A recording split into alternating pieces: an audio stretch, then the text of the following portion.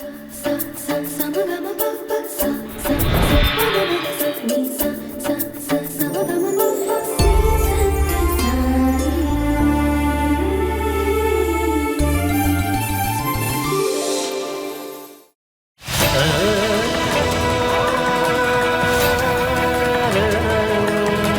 सत्य साई दिव्य कथा, श्री सत्य साई दिव्य कथा, श्री सत्य साई दिव्य कथा।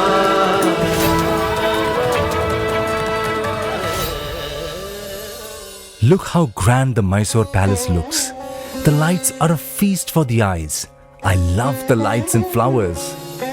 Ammai, Prashanti Mandira, the Old Mandir too, has to be decorated like this. This is what Baba told Kannamma, his devotee in Mysore. With these simple words, the decoration at festivals in the Old Mandir took a huge leap forward. During Dashera, devotees summoned flower decorations from Bangalore. Baba used to visit the village in a different Vahana each day. The concept of Vahana was different, such as the Swan Vahana, a vehicle in the form of a swan, and Nandi Vahana, carrier in the shape of the sacred bull Nandi. Baba's Vahana was followed by a band and the Shehnai party.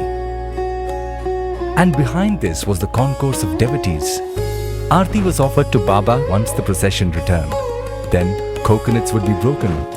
The program would conclude by 9 p.m. On Vijayadasami day, they kept ready a cart beautifully decorated with flowers. On that day, Baba was to go to the Juvvi tree, holding in his hands a bow and arrows. Verily, he looked like Kodandarama. When they reached the Juvvi tree, Baba stood straight and adjusting the bow took aim and sent 3 arrows onto the top of the tree. On one occasion, pots of coins showered down. Baba caught some and flung them in all directions.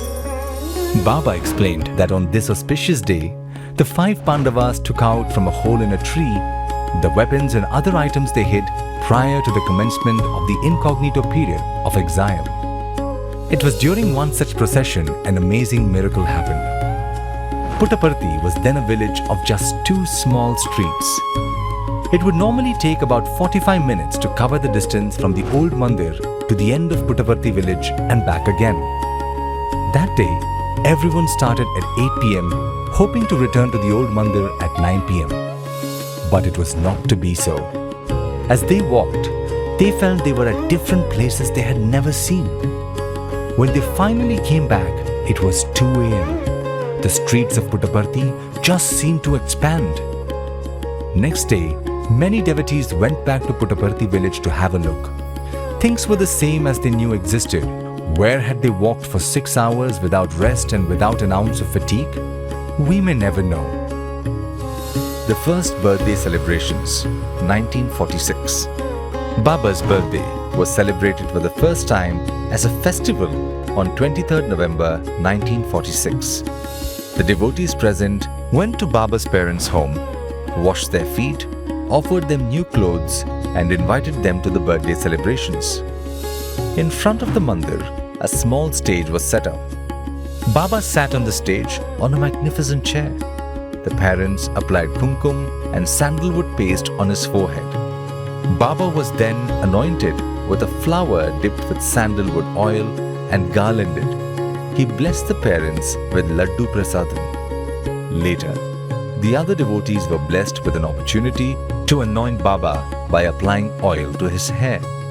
They applied kumkum and turmeric to his feet. Baba blessed all of them with prasadam. After he had a bath, bhajans were sung with great devotion. After the harati, prasadam was distributed to everyone. Baba organized a grand feast for all the devotees. The function ended at 10 p.m.